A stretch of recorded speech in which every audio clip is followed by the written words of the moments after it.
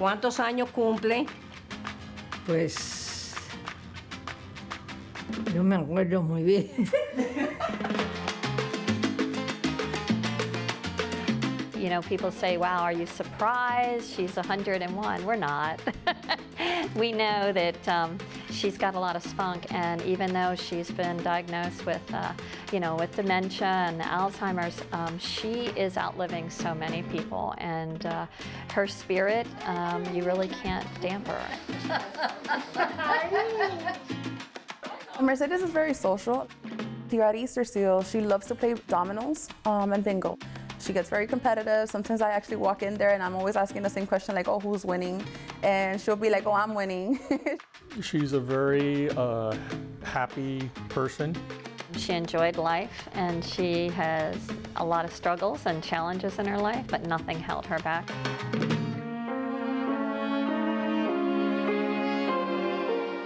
When she was leaving Cuba, his dad stayed behind, thought change was going to be better. And of course that wasn't the case, but they couldn't bring anything of value. And so he was 2.5 years old. So you can just imagine the hem of a 2.5-year-old's shirt and pants. That's where she put any money or jewelry that she had, she sewed it in the hem. And I just think that the courage she had to bring a 2.5-year-old and her 60-some-year-old mother to a strange land, not know the language, coming from communist Cuba and everything that had changed, it wasn't the beautiful country she grew up in.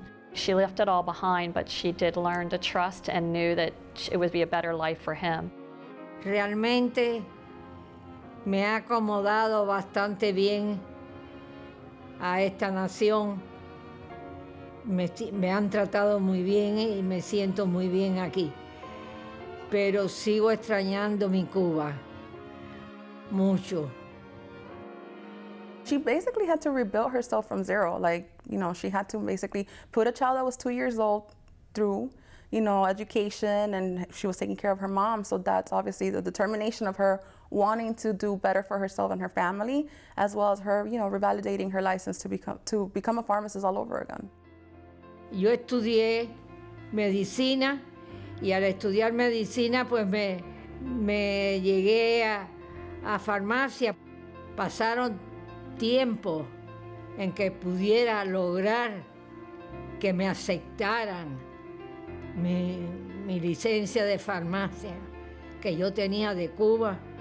It wasn't until the late 70s which the legislature changed the laws and they would accept foreign diplomas to qualify for the board exam. She's had friends since the University of Havana that they all graduated pharmacy school from.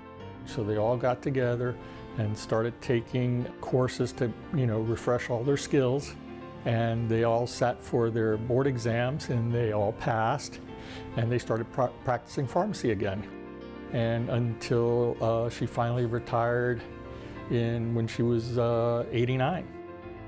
Muchas veces al entregar la medicina hablaba con los enfermos, sabía cómo estaban, si habían mejorado. Y eso me gustaba cuando yo hablaba con ellos y me decías que estaban mejor, me alegraba mucho. To her, it wasn't so much work. It was a way to stay engaged and active, and that's why she did it. She's been an inspiration to, always keep improving yourself, because what you have in your mind, no one can take away.